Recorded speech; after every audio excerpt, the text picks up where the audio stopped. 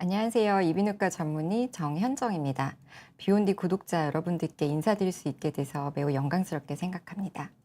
저는 오늘 안면신경 마비에 대해서 말씀을 드릴 건데요. 원인과 치료법, 그리고 가장 강조하고 싶은 치료 시기에 대해서 말씀을 드릴 예정입니다. 그럼 PPT 같이 보실게요.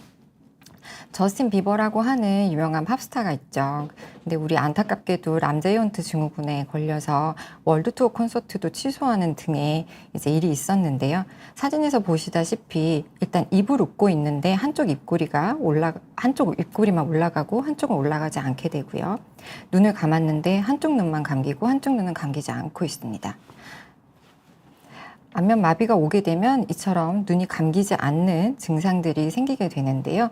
입도 움직이지 않아서 갑자기 양치할 때 물이 샌다거나 음식을 먹었는데 음식이 새는 등의 증상이 발생할 수 있습니다. 이렇게 안면신경 마비가 발생을 하게 되면 우리는 꼭 골든타임이라고 하는 이 치료 시기를 놓치지 않으셨으면 좋겠는데요. 72시간 3일 이내 치료를 꼭 받아야 한다는 거 잊지 않으셨으면 좋겠습니다. 이때 적절한 스테로이드 치료를 받게 되면 많은 분들께서 완전 회복의 기회를 더 가지실 수 있는데요. 람제이 메타 분석에 따르면 완전 회복률이 적절한 스테로이드 치료를 받았을 때 71%에서 88%까지 올라갈 수 있다고 합니다. 그럼 한국에서 안면마비 발생이 연간 약 최소 6만 명 이상임을 감안을 하면 계산을 해보면 약 1만 명 이상의 환자분들께서 완전 회복의 기회를 가질 수 있다는 뜻이거든요. 그래서 꼭 72시간 3일 기억을 해주셨으면 좋겠습니다. 우리가 알고 있는 안면마비는 안면 근육, 말초의 문제가 아니고요. 실제로는 안면신경에 문제가 되는 겁니다. 그럼 우리 안면신경이란 도대체 무엇일까요? 안면신경은 여러 가지의 기능을 함께하는 혼합신경인데 뇌신경 중에서 가장 복잡한 신경입니다. 잠시 살펴보면 얼굴을 움직여주는 운동 기능을 하고 있고요. 한쪽에 23개의 표정근이 있고 그 밖에 스틸로 하이오이드 머슬이라든지 다이가스트릭 머슬 포스테리어 벨리, 즉 이렇게 침을 삼키거나 할 때 보조적인 역할을 하는 근육들도 움직여주게 되고요. 눈물이나 침을 분비하는 부교감 신경도 갖고 있고 혀의 앞쪽 3분의 1을 담당하고 이제 3분의 2의 미각을 담당하는 기능도 하고 있습니다. 그리고 웨이도나 귓바퀴 등의 감각도 담당을 하고 있습니다. 잠시 뇌신경이 뭔지 살펴보실게요. 우리가 두뇌, 대뇌, 소뇌, 이제 판단하고 사고하고 팔다리를 움직여주는 중추가 있게 되고 균형을 잡아주는 소뇌가 있는데 그 밖에 중뇌, 뇌간, 폰즈, 그다음에 연수 등 중추신경계가 또 추가로 있는데요. 거기에서 이제 12개의 뇌신경이 나오게 됩니다. 그 중에서 7번째 분지가 안면신경이 되겠고요. 잠시 그러면 뇌신경은 어떤 기능을 할까요? 냄새를 맡거나 보거나 눈동자를 움직이거나 얼굴의 감각을 담당을 해주게 되고요. 우리가 듣고 어지러움증을 관장해주는 전정 와우신경도 있고 어깨를 움직여준다거나 혀를 움직여주는 이런 특징적인 기능을 하는 뇌신경들이 있게 되는데 그 중에서 안면근육, 안면신경이 7번째에 위치하고 있습니다. 잠시 주행 경로를 살펴볼 건데요. 앞으로 그 안면 신경에 대해서 문제가 생긴 거를 이제 차차 알아가야 되기 때문에 잠시 설명을 좀 드릴게요. 안면 신경은 뇌이도공이라고 하는 두개골의 조그만 구멍을 통해서 이제 뇌관을 빠져나와서 귀 쪽, 측두볼 쪽으로 들어가게 되는데요. 여기서 페트러스 본이라고 하는 이렇게 입체적인 뼈가 있습니다. 이 안에 달팽이관도 있고요. 소리를 듣게 해주는 세방고리관에서 균형 잡아주는 전정기관도 있습니다. 여기서 뇌이도공을 통해서 이제 안면신경이 뼈 안쪽으로 측두골로 들어가게 되는데요. 보시다시피 아까 안면신경은 여러 가지 기능을 한다고 했는데 여러 개의 핵이 있습니다. 핵에서 신경을 분지해서 이제 통과를 해서 측두골로 들어가게 되는데 갑자기 각이 꺾이는 등의 위치가 특이하게 이제 분지가 특이하게 되고 있는데요. 앞쪽으로 가는 건 눈물샘을 관장하는 GSPN이라고 하는 신경이 되겠습니다. 보시다시피 달팽이관, 소리 듣게 해주는 청각기관과 세방고리관, 균형을 잡아주는 이 기관 사이에서 안면신경이 주행을 하게 돼서 이런 이유 때문에 사실 이비인후과에서 진료를 보게 되는 거고요. 그러면 측두골을 통과해서 스틸로마스토이드 포라멘 경유돌공이라고 하는 조그만 구멍을 통해서 두개골을 빠져나오게 되는데요. 잠시 측두골 옆면을 볼게요. 그러면 아까 여기 운동신경, 노란색이 운동신경이 되겠고요. 이제 측두골을 지나가면서 살짝 먼저 스타페디우스라고 이소골 중에 마지막 뼈인 등골근을 움직여주는 그 근육에 신경을 먼저 하나 내게 되고요. 이렇게 되면 우리 등골근이라고 하는 등골 근육의 기능은 큰 소리가 고망을 딱 때렸을 때 이소골이 이제 딱 우리 이제 보호를 하는 거죠. 귀를 보호하기 위해서 이렇게 딱 수축을 하게 만드는 귀 보호하는 기능을 하게 되고요. 여기서 이제 빠져나가게 해서 운동 신경 이제 그 안면 근육을 움직여주게 하는 운동 신경이 되겠고, 여기서 분홍색 같은 경우는 부교감 신경이 되겠습니다. 그래서 내려오다가 눈물샘으로 먼저 분지를 하게 되고요. 쭉 내려가다가 앞쪽에 침샘, 우리가 메이저 침샘이 3개가 있는데 그 중에서 악하선과 설하선에 분보를 하게 됩니다. 그래서 침분비에 관여를 하게 되고요. 그리고 파란색이 마지막으로 미각신경인데요. 아까 앞서 알려드린 혀의 앞쪽 3분의 2에 이제 그쪽에 미각을 담당해주는 신경도 먼저 나오게 됩니다. 그러면 이제 두개골을 빠져나와서 이하선이라고 하는 가장 큰 침샘이 있는데, 여기에 천엽, 스포피셜 롭과 딥 롭이라고 하는 부분, 그 중간 부분에서 이제 분지들이 나오게 되는데요. 그래서 이하선 종양이 있을 때 안면 신경에도 문제가 생길 수 있게 되는 겁니다. 그래서 이하선에서 빠져나오는 이제 신경들이 우리의 얼굴을 움직여주는 안면근 23개의 한 측에 이제 분포를 하게 되는 건데요. 그러면 얼굴 표정을 지을 때 한 가지 근육만 쓰느냐? 아닙니다. 입둘레근, 이제 여러 가지 근육들이 여러 가지 이제 같이 혼합을 해서 기능을 하게 되고요. 유튜브에서 찾은 건데, 얼굴 근육을 어떤 걸 쓸까요? 라고 묻는 거예요. 이제 눈을 감아줬으니까 오큘리 머슬을 쓰는 거고요. 했잖아요. 이렇게 윗입술을 들어 올리고 아래로 당겨주는 여러 가지 엘리베이터, 스피리어스, 디플스 라비, 이런 운동, 이 머슬들을, 근육들을 사용해서 우리는 표정을 짓게 됩니다. 잠시 하나만 더 살펴볼게요. 그림이 복잡해서 죄송해요. 제가 이 귀리들을 말씀드리는 이유는 우리가 재생이 되는 속도, 날짜를 계산을 하기 위해서예요. 아까 말씀드린 뇌 쪽, 뇌관에서 신경이 나오게 되면 측도골에 들어가게 되는데요. 이렇게 이제 가장 여기서 이제 네이도 분절, 미로 분절, 고실 분절들의 이제 부분 이제 명칭이 있고요. 근데 보시다시피 뼈와 신경 사이에 살짝 공간이 있는 거 보이실까요? 신경. 근데 이 부분은 미로 분절 같은 경우는 그 뼈와 신경 사이에 틈이 없어요.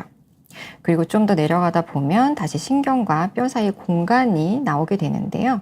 이 말씀을 드리는 이유가 이제 만약에 염증 때문에 바이러스가 들어가서 우리 신경에 염증이 생겨서 부종을 일으키게 되면, 만약 공간이 넓다면 근육이 부을 만한 공간이 있기 때문에 조금 안전한 거고요. 이렇게 미로 분절 같이 틈이 없다면 이제 신경이 부었어요. 그럼 부어서 팽창할 곳이 없으니까 신경 자체 내로 경색이 일어나게 됩니다. 그렇게 되면 신경 안에 이제 분포하고 있는 이런 혈관들이 눌리게 돼서 이제 허혈성 손상이 일어나게 되는 건데요. 그래서 이 그림을 알려드렸고, 우리가 슬상 신결절 제니큘레이트 갱글리온이라고 하는 부분부터 표정근까지가 약 9cm가 되게 되거든요. 그래서 이 9cm 살짝 기억을 해주실게요. 그리고 안면신경은 직경이 1mm 정도 된다고 보시면 됩니다. 굉장히 가늘거든요. 그러면 안면신경에 이제 마비가 생겼는데 우리가 이게 뇌졸중이 아닌지 뇌출혈이 아닌지 되게 무섭잖아요. 그때 구분을 할 수 있는 큰 이제 하나를 알려드릴게요. 중추성인 경우 뇌졸중이나 뇌종양 때문에 생길 수가 있게 되는데, 이때는 이마에 주름이 잡히는 경우가 많습니다.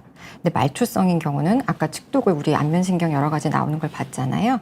그쪽에 문제가 생기면 말초성인 경우는 이마도 주름이 안 잡히고 눈도 안 감기고 입꼬리도 움직여지지 않게 됩니다. 잠시 그 이유를 살펴보면, 자, 이제 우리가 그 안면신경 핵 위쪽 중추성인 경우는 이제 신경이 이제 얼굴을 움직여라고 하는 신경이 이제 이마 쪽과 하안부 쪽으로 나뉘게 되는 신경이 있는데, 이제 중추성인 경우는, 이마 같은 경우는 양쪽에서 다 분지를 받게 됩니다. 그런데 말초성인 경우는 한쪽에서만, 반대쪽에서만 이제 분지를 받게 되거든요.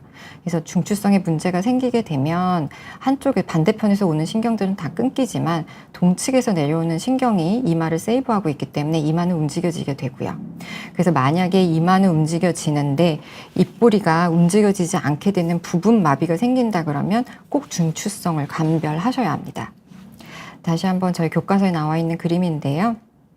반대쪽에 뇌 쪽에 중추성에 문제가 생기게 되면 이마는 반대편에서 내려오는 신경이 보호해주고 있기 때문에 기능을 하고 있기 때문에 움직여질 수가 있는 거고요.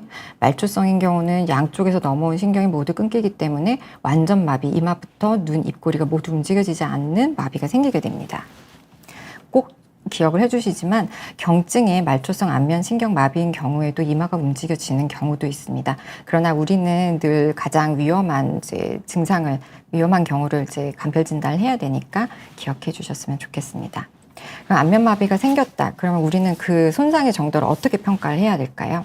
가장 유명한 건 하우스 브렉만 스케일인데 여기서 보시다시피 이제 그레이드 1은 정상이고요. 그레이드 6는 완전 마비를 말합니다. 근데 이제 3와 4를 나누는 경우에는 눈을 감았을 때, 강한 힘으로 감겼을 때 완전히 감기지 않는다, 눈이 감기지 않는다, 그러면 이미 이제 4등급이 되는 거죠. 근데 4, 5등급으로 갈수록 사실 예후가 좋지 않기 때문에 눈이 감기지 않는다면 반드시 빨리 이비인후과에 내원을 하셔서 스테로이드 치료를 받으셔야 합니다. 그 밖에 사실 안면 마비만 오면 모르겠지만 나중에 재생이 돼서 이제 호전이 되었을 때 연합운동이라고 이제 눈을 깜빡이는데 입꼬리가 움직여지거나 입을 움직이는 눈이 깜빡이는 증상 등이 생길 수가 있거든요. 그럴 때 함께 평가하게 되는 써니브룩 스케일도 있습니다. 그럼 이렇게 육안적으로 봤을 때의 이제 안면신경 손상을 평가하는 게 있고요. 그 밖에 이제 기계를 이용해서 평가하는 방법도 있는데 크게 신경전도 검사와 근전도 검사를 말씀을 드리겠습니다. 신경전도 검사라 함은 ENOG라고 하는데 가장 객관적인 예후를 보여주게 하는 거고요. 가장 중요하고요. 우리가 심전도를 찍을 때 리드를 부착을 하잖아요. 그런 거 이제 얼굴에 부착을 하게 됩니다. 그렇게 해서 환측의 근육이 움직이는 최대의 힘을 건측과 비교를 해서 백분율로 표시를 하는데요. 만약에 이 신경전도 검사가 10%다. 그럼 건측의 10%만 남아있다. 즉 환측이 90%가 변성이 되어 있다라고 생각을 하시면 됩니다. 다만 이 신경전도 검사가 굉장히 유용하긴 하지만 마비 발생 2주 이내만 유효하기 때문에 그 이후에는 의미가 별로 없다는 점 알고 계셨으면 좋겠고요. 2주 이후에는 신경 재생도 시작이 되고 주변 신경에서 측부신경이 발달을 하기 때문에 정확한 평가가 어렵습니다. 그리고 신경이 마비가 되자마자 변성이 일어나는 건 아니고요. 2, 3일 정도 후부터 변성이 시작이 되는데 그래서 검사의 시점을 안면신경 전도 검사의 같은 경우는 안면마비 발생 2, 3일 그리고 2주 이내에 시행하는 것이 가장 좋습니다. 그리고 상대적으로 건측에 비해서 90% 이하의 변성을 갖고 있는 경우는 예후가 양호한 편이고요.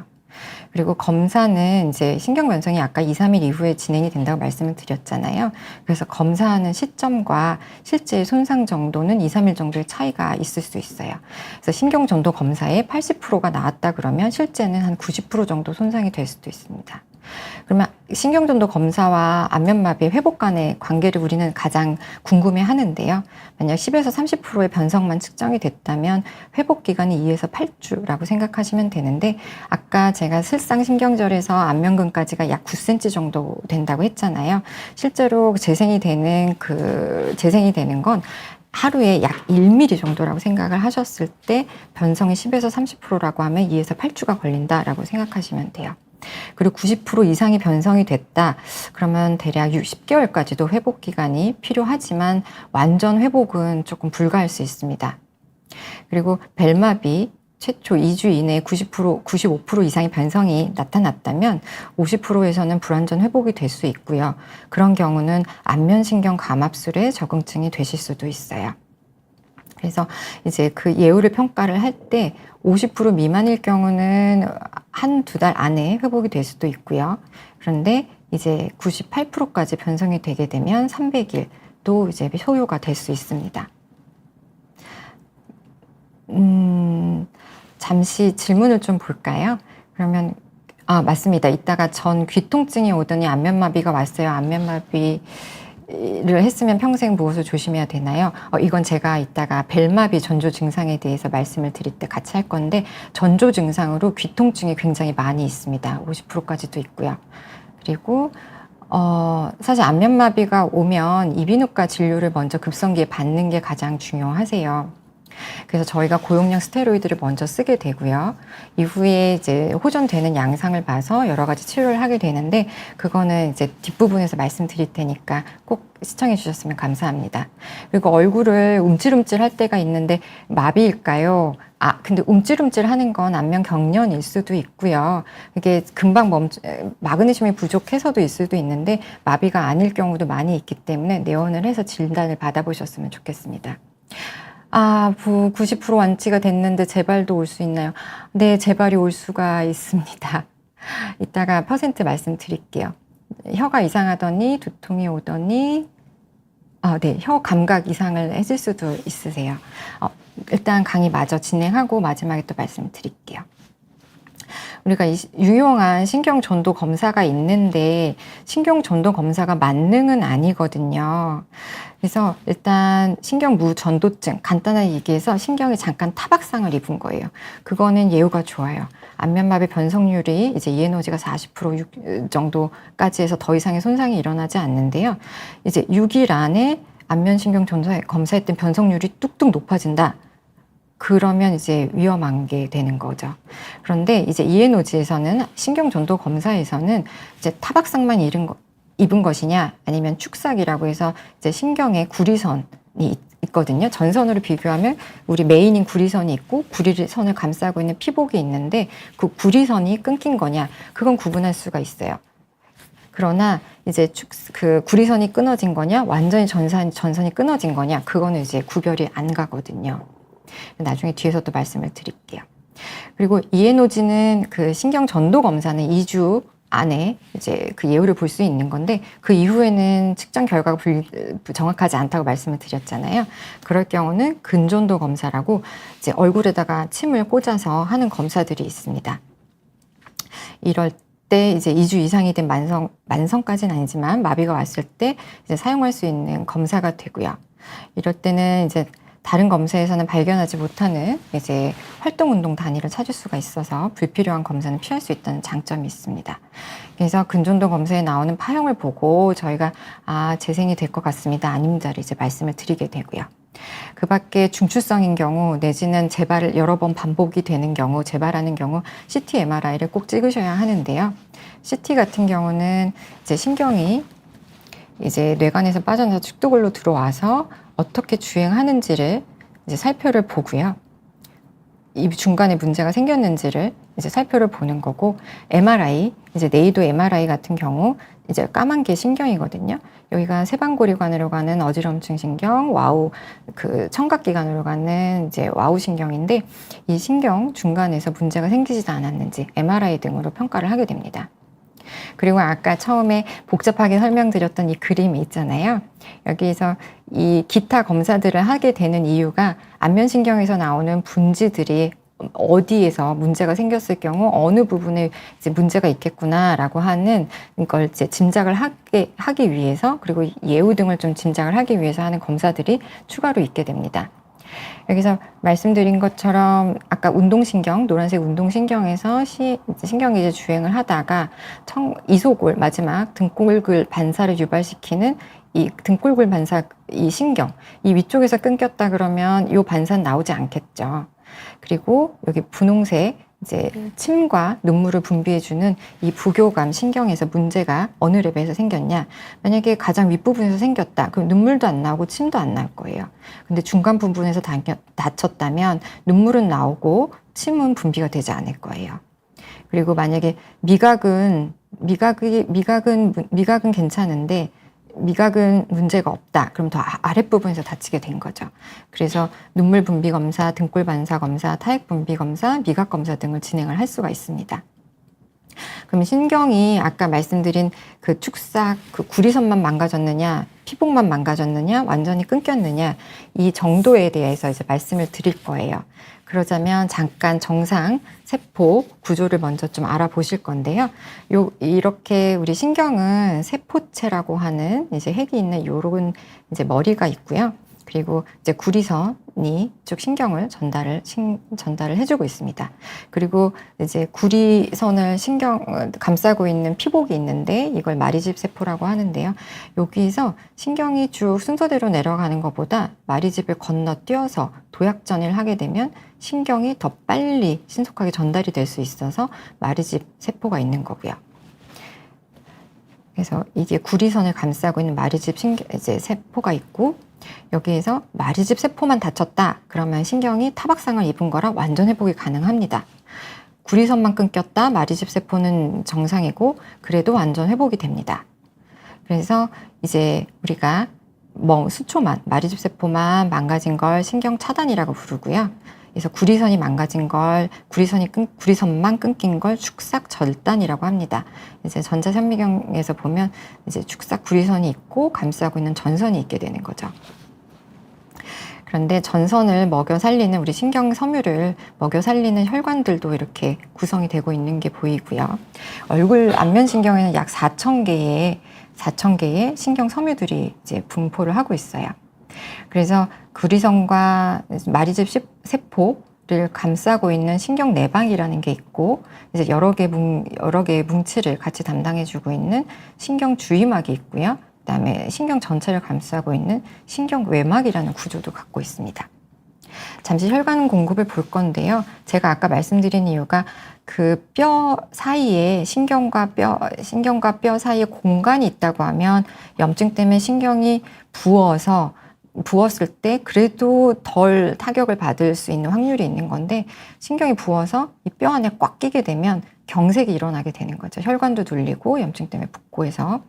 근데 이제 안면 신경에 이제 이렇게 가느다란 이제 동맥들이 혈관을 공급을 해주게 되는데, 이 부분이 부었다 그러면 이 겉에 혈관도 막히게 되고 안에 혈관도 막히게 돼서 경색이 일어나서 이제 허혈성 손상을 입게 되는 거죠. 그렇게 되면 우리가 찬 곳에 누웠을 때 입이 돌아간다는 속설이 많잖아요. 근데 이제 겉에 혈류가 공급이 되지 않는다 그래서 마비가 생기는 게 아니고요. 실제로는 이 측도골 안쪽, 머리뼈 안쪽에 신경에 관계된 혈관에 혈류가 막혔을 때 실제로는 문제가 생기게 됩니다. 여기서 보시다시피 우리가 이제 신경 차단 과 이제 축삭 절단, 신경 절단, 여기에서 이제 ENOG 신경 전도 검사로는 전도 장애인지 아니면 구리선이 끊긴 건지를 구분을 할 수 있다 말씀드렸지만, 여기에서 축삭 절단과 신경 절단, 신경이 진짜 끊겼는지 구리선만 망가졌는지는 이제 그 신경 전도 검사 자체로까지는 구분을 할 수는 없습니다. 그래서 여기서 문제가 되는 게, 이제 신경을 보호하고 있는 막이 망가질 경우는 나중에 재생이 될 때 우리가 연화분독이라고 하는 후유증을 남길 수가 있어서 회복기에 과도한 자극을 주게 되는 걸 피해야 되는 이유가 됩니다.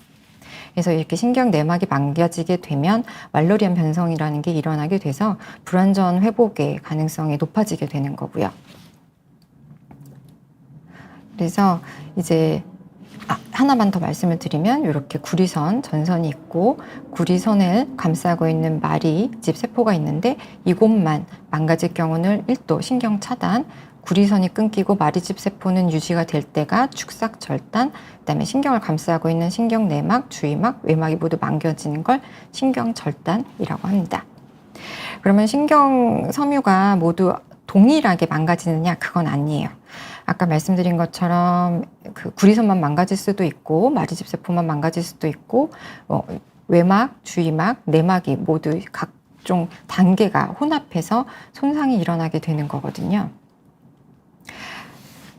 그리고 이제 그렇게 변성되는 과정, 여러 가지 과정이 있다는 걸 알고 계시고, 자, 왈러 변성이라는 게 무엇일까 잠깐 살펴볼게요.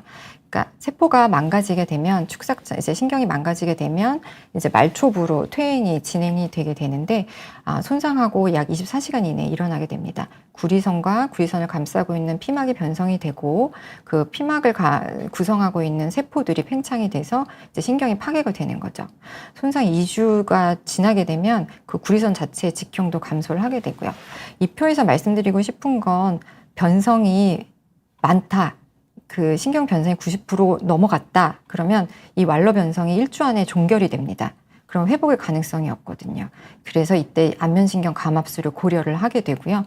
변성이 우리는 마비가 시작해서 2, 3일 있다가 마비가 이제 안면신경이 다치고 나서 2, 3일 있다가부터 증상이 시작이 되고 일주 정도 되면 마비가 어느 정도 완성이 되는데요. 얼굴에 움직이지 않는 정도.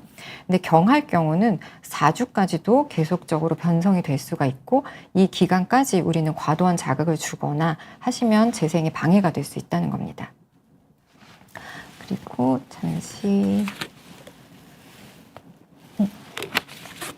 잠시 손정희님이 질문 하나 주셨는데요. 질문 좀 올려주실게요. 네. 네, 안면마비랑은 다릅니다. 눈꺼풀이 붓거나 건조해서 눈 밑 근육이 뻣뻣한데요. 다래끼도 나고요. 안과 가서 인공 눈물이나 항생제 안약을 넣으면 낫는데, 네, 다릅니다. 이게 이제 건조하다는 건 눈물샘이 이제 눈 외측에 있는데요. 위쪽에.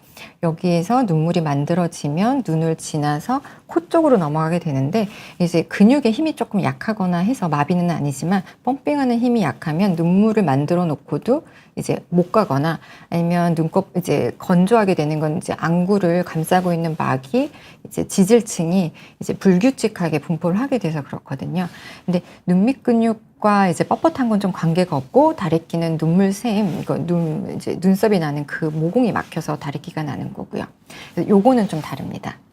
그리고 자스민 님이 보내주신 10월 말에 뇌동맥 박리, 올 6월 중순 귀통증 후 벨마비가 왔습니다. 외관상으로는 정상처럼 보입니다만 너무 다행이시네요. 말을 예전처럼 빨리 못하겠고 귀에서 아직 소리가 나요. 이건 마비는 아니고요. 이제 마비는 다 나으셨는데 말을 예전처럼 빨리 못하겠다는 건 이쪽 아까 말씀드린 여러 가지 근육들이 좀 더 있거든요. 그래서 그 부분이 마비가 풀리지 않으셔서 그럴 수도 있고요. 귀에서 소리가 나는 건 사실 람제이 헌트일 경우에 청각에 손상이 오는 경우가 많은데 벨마비일 경우는 귀 청각에 문제를 주지는 않습니다. 요거는 청력 검사를 해서 혹시 청력에 손상이 돼 있는지를 보셔야 하고요. 청력이 떨어졌을 때 이명이 잘 나거든요. 그리고 스트레스나 피곤하고 체력이 다 회복되지 않으셔서 이명이 피곤해도 정상 청력각을 가졌을 때도 이명이 나실 수는 있습니다. 그럴 때는 이제 그 숲소리나 이제 빗물 떨어지는 소리 등의 이제 그런 이제 좋은 소리들을 들으시면 이명이 좀 덮일 수가 있습니다. 이것도 진료를 보러 오셨으면 좋겠고요. 그럼 강의 계속 진행하겠습니다. 그러면 재미있죠? 쓰시긴 하시죠? 조금 힘내실게요.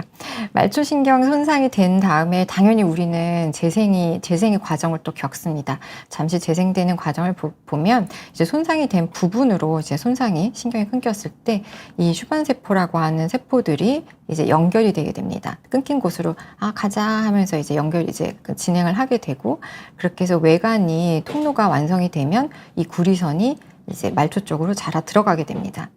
이때 원래 지배했던 근육으로 가게 되면 가장 좋은 건데요. 이 재생되는 기간에 옆에서 전기 자극을 주든 과도하게 수위적으로 운동을 하든 과도한 자극이 가게 되면 이제 옆으로 재생이 될 수 있어요. 원래 지배했던 근육이 아닌 다른 근육으로 이제 신경이 재생이 될 수 있기 때문에 가장 조심하셔야 합니다. 불필요한 자극이 갔어요. 그러면 아까 신경세포체에서 구리선이 말초 쪽으로 가는 게 신경의 올바른 전도 방향인데 세포체끼리 신호를 전달을 해야지 나 이쪽으로 가도 되나 봐 하면서 잘못된 방향으로 자랄 수도 있는 거고요. 우리는 이제 저희 교과서에 나온 이제 얘기인데 4일이 지나면 사실 재생의 방향이 결정이 되게 됩니다. 그래서 잘못 재생이 되게 되면 이제 동조 운동도 생길 수가 있는 거고요. 즉 옆에서 잘못된 자극이 계속되면 옆에 신경으로 들어가게 돼요. 그렇게 되면 이제 동조 운동이 나타나는 거라서 저희가 주의를 꼭 하십사 말씀을 드리는 거고요. 아까 말씀드린 이제 신경이 다쳤을 때 다 일정한 정도로 똑같은 정도로 다치는 게 아니에요. 근데 이제 평균 1mm 정도 구리선이 자란다고 생각을 하시면 되지만 손상의 정도가 심한 신경들이 많다면 그 재생의 속도는 더 늦어지실 수가 있습니다. 그럼 이렇게 손상이 오는 이제 마비의 원인은 무엇일까요? 이제 잠깐 살펴보면 벨마비, 이유를 모르는 마비, 지금은 헤르페스 바이러스라고 알려져 있는데 이 벨마비가 51%로 가장 많은 이제 원인을 차지하고 있고 이제 대상포진 바이러스라고 하는 이제 대상포진 바이러스 아시죠? 허페스 조스터. 이게 귀 쪽에 생겨서 문제가 생기기도 하고 종양이 생기기도 합니다. 죄송해요. 그래서 2014년도에 건강보험심사평가원 통계에서는 국내에서 약 9에서 10만 명 정도의 환자가 발생하고 있다고 하고요. 작년만 해도 9만 명까지 발생을 했습니다. 그래서 우리가 저기에 스테로이드를 정확하게 써주면 약 10,000명 이상의 환자분들께서 아무 일 없듯이 회복을 하실 수가 있는 거라서 오늘 말씀을 드리고 있습니다. 그럼 벨마비, 가장 흔한 벨마비 어떤 걸까요? 헤르페스 바이러스 감염에 의한다는 얘기가 가장 많습니다. 우리가 헤르페스의 감염이 피부를 통해서 되면 피부 안쪽에 있는 신경을 타고 올라가게 됩니다. 그래서 신경절에 잠복을 하고 있다가 면역이 떨어지면 다시 발생을 하게 되는 거죠. 나 이제 증식을 해야지. 그러면서 다시 재활성화가 돼서 안면신경에 문제를 일으키게 되는데 그때 부종을 잘 일으키게 돼서 이제 경색 같은 걸 일으켜서 이제 마비가 이 아래쪽으로 문제를 만들게 되는 거죠. 여기서 가장 중요한 그러니까 치료의 가장 중요한 점은 이틀에서 2주 사이에 진행되는 그 회복될 수 없는 완로 변성의 신경섬유 수를 줄이는 겁니다. 그리고 90% 이상의 손상이 있을 경우는 발병 2주 내에 수술을 하시는 게 좋고요.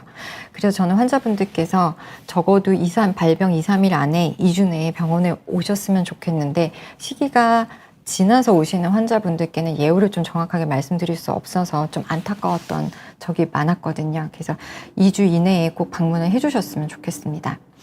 발생률은 10만 명당 20에서 30명이라고 하고요. 모든 연령에서 가능하지만 10세 이전이나 노예인에게서는 이제 발생률이 좀 적어지고요.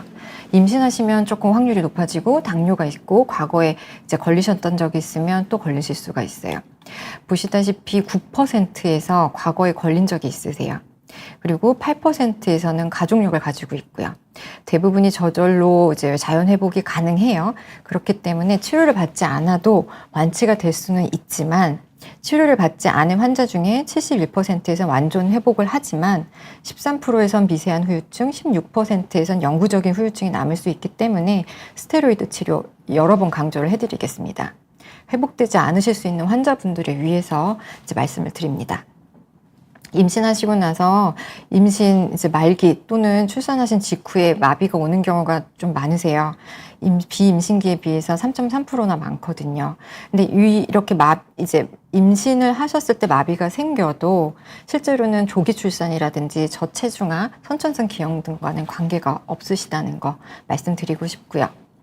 그리고 아까 이제 귀 통증이 있다고 말씀을 하셨잖아요. 후이귀 통증, 즉 안면신경이 운동신경이 아닌 다른 신경섬유에 나타나는 증상이 대부분인데요. 이럴 때 귀 뒤쪽이 아픈 분들이 50% 정도 되고요. 같이 아프신 분들이 17.5%에선 전조 증상으로 나타나게 됩니다. 그래서 가끔씩 귀가 아프실 경우 한 번쯤은 이비인후과에 방문을 해주셨으면 좋겠습니다. 그리고 아까 여러 가지 분지 말씀드렸잖아요. 눈물 분비가 이상이 먼저 올 때도 있고요. 미각이 이상하실 때도 있고 침분비가 안 되는 경우도 있고요. 이충만감, 귀가 먹먹함도 있을 수가 있습니다. 그래서 이렇게 이비인후과적인 증상이 생기게 되거나 눈물이 안 나오거나 맛이 이상하다면 꼭 병원에 오셨으면 좋겠어요. 치료, 제가 오늘 처음에도 말씀드렸듯이 치료 시기 2, 3일 안에 스테로이드 꼭 복용을 해주셔야 합니다. 신경 부종을 감소를 시키게 되면 아무래도 신경 손상이 덜 하겠죠. 그러면 기능이 회복이 빨라질 거고요. 그렇게 되면 연합운동도 생길 확률을 줄이는 거고, 당뇨가 있다. 그럼 당뇨가 있으면 스테로이드 복용을 하면 혈당이 올라가게 되거든요. 그래도 혈당 조절을 철저히 하면서 이제 스테로이드 복용을 하셔야 합니다. 항바이러스제 전 치료를 추천을 드리는데요. 이제 그 이유는 이제 아까 말씀드린 헤르페스 바이러스가 재활성화되는 경우가 많다는 게 지금 현재 연구에서는 발표가 되고 있고요. 또 하나는 대상포진인데 수포가 생기지 않아요. 마비만 생겨서 벨마비라고 오인하는 경우가 있거든요. 그래서 저는 항바이러스도 같이 투여를 받으셨으면 좋겠는데 항바이러스제도 3일 이내에 이제 복용을 하셔야 효과가 있습니다. 바이러스의 복제를 시키는 DNA 합성 효소를 방해를 하는 건데요. 이미 생긴 활성화되는 바이러스를 없앨 수는 없고 더 복제될 바이러스를 없애게 됩니다. 그래서 꼭 같이 복용을 하셨으면 좋겠고, 눈보 정말 강조해도 지나치지가 않는데요. 안면마비는 다 회복이 됐어요. 회복이 됐는데 눈 손상이 남은 거예요. 그래서 시력이 떨어졌어요. 그러면 안 되거든요. 그래서 안구보호 진짜 중요한데요. 눈이 감기지 않는다? 그러면 일단 안용고나 인공 눈물을 넣어서 테이핑을 하고 주무셨으면 좋겠어요. 눈이 감기지 않아서 각막이 노출이 되면 안구 걸조증이 생길 수가 있고, 그런 노출성 각막염이 발생을 할 수가 있는데요. 이럴 땐 증상이 없는 안구 궤양이 발생을 할 수가 있어요. 그럼 시력 감소로 초래할 수 있거든요. 근데 안면마비는 나았는데 시력만 떨어져 있다. 그러면 안 되니까 꼭 눈보호 중요하고요. 눈을 감았는데 이렇게 흰자만 보이게 되는 건 사실 보호하기 위한 반사작용인데요. 눈꺼풀이 다치지 않아서 각막을 보호하기 위해서 곡막이, 눈동자가 위로 올라가면서 곡막이 보이게 되는 건데, 요거는 정상적인 반사이고요. 이 반사가 없다면, 눈동자가 그냥 눈을 감았는데도 보인다면, 동공이 보인다면 그거는 눈 손상이 있을 확률이 높기 때문에 더 조심하셔야 합니다. 그래서 인공 눈물, 안연고 같이 처방을 해드리고 있고, 주무실 때는 3M 종이 테이프로 눈을 좀 감고 주무셨으면 좋겠습니다. 제가 또 하나 말씀드리고 싶은 건, 국내랑 해외의 벨마비 완전 회복률이 좀 다르거든요. 우리처럼 의료가 잘 돼 있는 나라에서 왜 해외보다 치료 효과가 낮은 걸까요? 그건 조기 치료가 안 되었기 때문이라고 저는 생각을 하는데요. 이제 의학신문에서 나온 발표인데, 이제 우리나라에서는 옛날 자료긴 하지만 그때 비슷한 시기에 연구했던 건 이제 평균이 71%인데 해외는 88%였거든요. 이 차이를 메꾸기 위해서 우리는 스테로이드를 조기 사용을 해야만 합니다. 그리고 제가 왜 이비인후과에 오라고 말씀을 드리냐면, 이게 저희 영문판 교과서인데요. 저희는 애당초 안면신경마비에 대해서, 안면신경에 대해서 공부를 하는 과인데, 사실 이제 다들 모르시고 이제 홍보가 안 되어 있어서 이제 다른 진료과로 가셔서 이제 치료를 잘 못 받으실 수가 있는데, 원래는 이비인후과로 오시면 돼요. 말초성일 경우는 저희 과고요. 중추성 안면마비일 때는 신경과로 가시면 됩니다. 이제 또 하나 람제이 헌트 증후군에 대해서 말씀드릴 건데, 이제 람제이 헌트 대상포진 아시죠? 위험한 대상포진. 대상포진이 귀에 생긴 거예요. 그래서 안면마비가 같이 발생을 한 건데, 발진과 귀통증 등이 생기게 됩니다. 그래서 수두 바이러스랑 동일한 바이러스예요. 그래서 이제 세포 면역이 감소하게 되는 60세 이상 환자분들께 많이 생기게 되죠.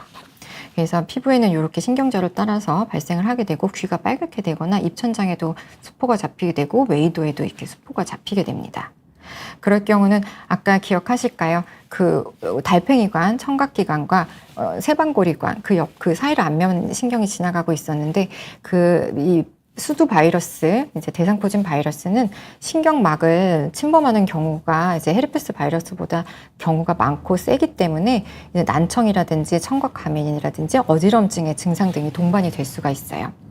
근데 대부분이 포진, 물집과 안면마비가 동시에 발생을 하게 되는데, 이제 포진이 먼저 발생하는 경우가 있거든요. 이럴 경우는 치료를 빨리 하게 되니까 예후가 상대적으로 양호하게 되는데, 이제 만약에 벨마비처럼 마비만 왔다 하는 경우는 이제 예후가 조금 더 안 좋아지게 되죠. 수포가 길게는 7일, 일주일 뒤에 발생해서 람제이였구나 라고 이제 알게 되는 경우도 있거든요.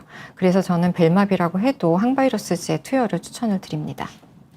근데 람제이 같은 경우는 완전 회복이 16에서 22%로 굉장히 떨어지고요. 완전 마비가 됐다면 약 10%에서만 회복이 되고, 불완전 마비일 경우는 66%에서만 완전 회복이 됩니다. 조기 스테로이드를 쓰게 되면 통증과 어지러움증, 포진 후 신경통의 빈도도 감소시킬 수 있고요. 항바이러스제는 당연히 투여를 해야 하고요. 종양에 의해서도 안면마비가 올 수가 있는데, 이때의 증상들이 좀 특징적이어서 이것도 말씀을 드리고 싶습니다. 만성적으로 압박이 종괴에 의해서 신경이 늘어나게 되는 압박 손상을 받게 되면, 처음에는 이제 서서히 진행이 될 수도 있고요. 종괴가 커지게 되면 이제 그때서야 증상이 나타날 수가 있고, 마비가 있는데 서서히 진행을 하는 거죠.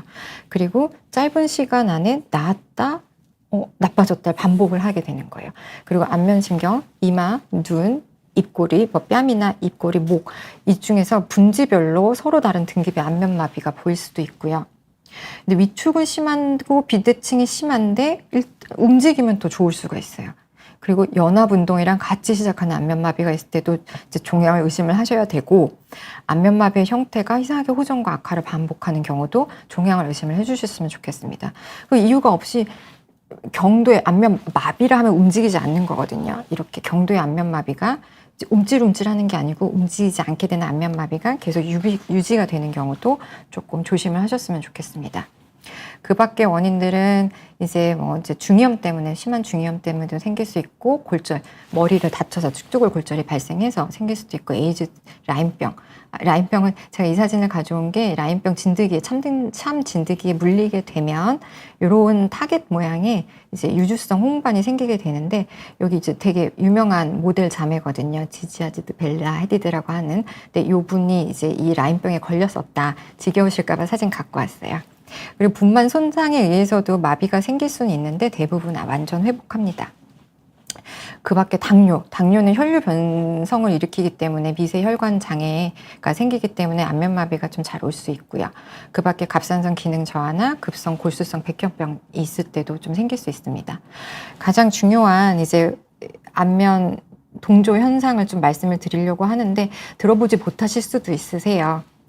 이제 우리가 이제 눈을 움직여 하면 눈만 움직여야 되고, 자, 입을 움직여 그러면 입만 움직여야 되는데, 눈을 움직이는데 입꼬리 막 같이 동시에 움직이는 거예요. 근데 밥을 먹고 있는데 눈이 막 갑자기 움직이게 되고, 이런 동조 현상이 있으면 일상생활, 사회생활에 굉장히 지장을 많이 느끼시게 돼요.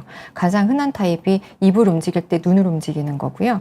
그 밖에 눈을 움직이는데 입을 움직이거나 턱을 움직이는데 입꼬리가 실룩거리거나 하는 등의 이제 동시에 원하지 않는 불수의적 움직임이 동반되는 경우를 신카이네시스 연합운동이라고 하는데요. 아까 말씀드린 것처럼 재생이 되는 과정에 옆에서 필요 없는 불필요한 자극을 많이 줬다면 이런 연합운동, 신경이 제자리로 가야 되는데 옆에 신경으로 가는 거예요. 다른 길로 신경세관 안에 들어가서 다른 근육을 지배하게 되는 거거든요. 동영상 잠깐 살펴보시면 눈을 움직이는데 이렇게 입꼬리가 움직이게 되고요. 눈 깜빡이는데 원하지 않는 입꼬리 움직임이 있어요. 그렇게 되면 일상생활에 너무 지장이 발생을 하게 되거든요. 그리고 또 하나, 악어의 눈물. 식사를 하는데 이제 음식을 드시는데 눈물이 흐르는 거죠. 아까 여기서 보여드린 것처럼 눈물샘을 지배하는 신경과 여기 보면 이제 침을 분비해주는 신경이 합선이 되는 거예요. 그래서 음식을 드시는데 눈물이 흐르게 되는 거죠. 자, 그러면 아까 말씀드린 치료에 대해서 좀 더 말씀을 드릴 건데, 스테로이드와 이제 항바이러스를 복용을 하셨어요. 근데 너무 심한 당뇨가 있다거나 저희가 약을 복용하려 위가 너무 안 좋다거나 부작용이 너무 심했어요. 근데 마비는 있어요. 그러면 저희는 고막을 통해서 이 중이라고 하는 고막 뒤쪽에 이 공간에, 이소골이 있는 이 공간에, 아기들 중이염 걸렸을 때 귀에 물 찼다고 하잖아요. 이 고막 뒤쪽에 이 공간에 물이 차는 거거든요. 여기에 스테로이드 액을 직접 주사를 하게 됩니다. 그렇게 되면 이제 여기 보시면 안면신경이 이렇게 지나가고 있는데요. 여기에 55%의 환자분들까지는 이제 55%까지 이제 여기 결손이 약간 틈이 있다고 해요. 그 틈으로 이제 스테로이드, 덱사메타존이 들어갈 수 있다고 하는 거고, 여기 보시면 여기 이제 그 미각신경이 안면신경에서 빠져나오는 이 공간이 있는데 이 틈을 통해서 스테로이드가 들어갈 수 있다고도 하고, 여기 등골근이라고 이소골 아까 여러 번 말씀드렸는데 마지막 이 등골근이 들어간 이제 등골근을 움직여주는 신경이 나오는 이 부분을 이 조그만 틈에서도 이제 덱사메타존 스테로이드가 들어갈 수 있다고 해서 저희는 고실 내에 직접 스테로이드 주입술도 시행하고 있습니다. 고막을 뚫는다고 하니까 이제 무서워하는 환자분들이 계신데요. 그건 저희가 원래 하는 일이라서 걱정하지 않으셨으면 좋겠습니다. 그리고 이제 보톡스 굉장히 중요한데, 보톡스는 미용만을 위해서 쓰는 약품이 아니에요. 저희가 연합운동이 있거나 급성 안면마비가 생겨서 건축의 힘이 너무 세요. 그래서 환측이 이제 건축으로만 너무 이제 딸려가는 경우, 이럴 때 저희가 쓸 수 있게 되는데, 요건 이제 제 진료실에 이제 썼던 보톡스병을 좀 모아놓은 거예요. 이제 그래서 이런 거 잠깐 가져왔고요. 그러면 보톡스는 언제 맞게 되느냐? 굉장히 좋은 치료고 걱정 안 하셨으면 좋겠어요. 이제 급성기에 심한 마비가 있을 때 한 달 정도 있는데 너무 한쪽으로만 당겨가요. 그러면 마비가 있는 근육은 사실 잘 움직일 수가 없잖아요. 그러니까 이쪽 건측의 톤을 낮춰서 마비된 쪽에 힘이 잘 들어갈 수 있게 도와주는 거고요.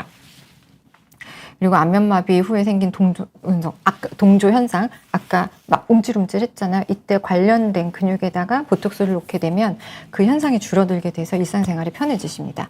그리고 눈물이 많이 나오는 눈물 과다증, 눈물샘에다가 놔주면 눈물이 줄어들게 되고요. 그리고 마비되지 않는 건층만 썼다고 하면 보상성으로 안면 근육이 커지게 되는데 거기에도 보톡스를 놓게 되고요. 경련이 심하다 그러면 그 특정 근육에 놔줄 수가 있습니다.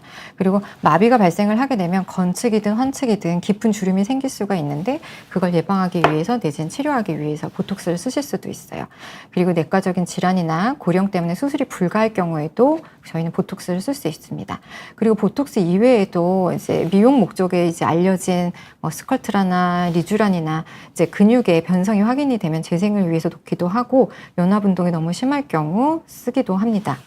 그래서 이제 우리가 마비가 있을 때는 미용 목적에 쓰는 보톡스보다 더 많은 이제 자입점에다 이제 보톡스를 주입을 할 수가 있습니다. 그리고 마지막으로 재활 물리치료에 대해서 어색하실 수가 있는데요. 이건 제가 꼭 말씀을 드리고 싶은데 올바르게 재생을 시키기 위해서 꼭 필요한 치료입니다. 근육이 움직이는 방향이 있잖아요. 그거 올바르게 이제 신경이 없어졌으니 신경이 기능을 못하니까 계속 알려주는 거예요. 이렇게 움직여야 맞는 거고, 우리가 이제 운동을 하다가 근육이 뭉쳤어요. 뻐근하죠. 그럴 때 근육을 풀어주잖아요. 그런 것도 있고, 우리가 기부스를 해서 이제 기부스를 풀고 났는데 근육이 움직이지 않아서 위축이 되어 있어요. 근력이 약해져 있어요. 그럴 때 힘을 주기 위해서 물리치료를 하잖아요. 똑같습니다. 그래서 저희는 이제 안면 신경근 재교육이라고 하는데요. 급성일 경우는 안면 신경 재생을 촉진을 해주는데 올바른 방향으로 이제 재생이 될 수 있도록 촉진을 해주고요. 그 이완 기간이 감소가 되기 때문에 후유증도 감소할 수 있는 효과가 있고요. 그리고 동조 현상이 일어났을 때 과도하게 움직이는 거잖아요. 불필요하게. 그렇게 되면 이제 우리가 근육을 많이 썼어요. 그러면은 이제 많이 힘들잖아요. 그러니까 펴주는 거죠. 스트레칭을 시켜줘서 근육이 편하게 만들어주는 거고, 그리고 병변층 움직이지 않으니까 점점 근육이 짧아지고 두꺼워지거든요. 그런 거를 스트레칭을 통해서 이제 억제를 시켜줄 수가 있고, 비대칭도 교정을 해줄 수가 있습니다.